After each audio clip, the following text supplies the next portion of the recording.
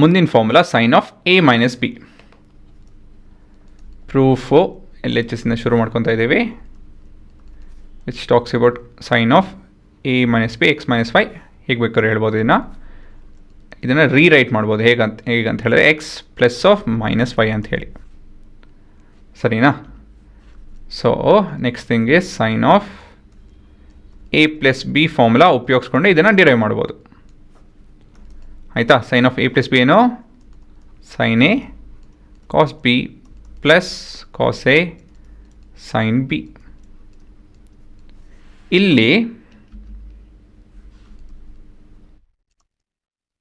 A ಬಂದು ಏನಾಗುತ್ತೆ ಮತ್ತು ಬಿ ಏನಾಗುತ್ತೆ?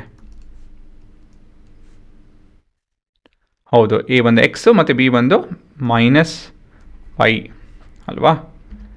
ಸೊ ಹಾಗಾಗಿ this will be sine of x cos of minus y plus cos of x into sine of minus Y.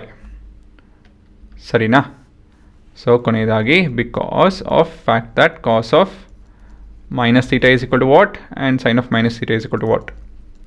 ಇದನ್ನು ಉಪಯೋಗಿಸ್ಬೇಕಾಗುತ್ತೆ. ಏನಿದೆ ಫಾರ್ಮುಲಾ ಅದು ಅಲ್ವಾ? ಫೋರ್ತ್ ಕ್ವಾಡ್ರೆಂಟ್ ಬರುತ್ತೆ. ಫೋರ್ತ್ ಕ್ವಾಡ್ರೆಂಟಲ್ಲಿ ನಿಮ್ಮ ಕಾಸ್ ಪಾಸಿಟಿವ್ ಇರುತ್ತೆ. ಹಾಗಾಗಿ ಇದು ಕಾಸ್ ಥೀಟಾ, ಇದು -1 ಇಂಟು ಸೈನ್ ಥೀಟಾ ಇದಾಗುತ್ತೆ. ಸರಿನಾ?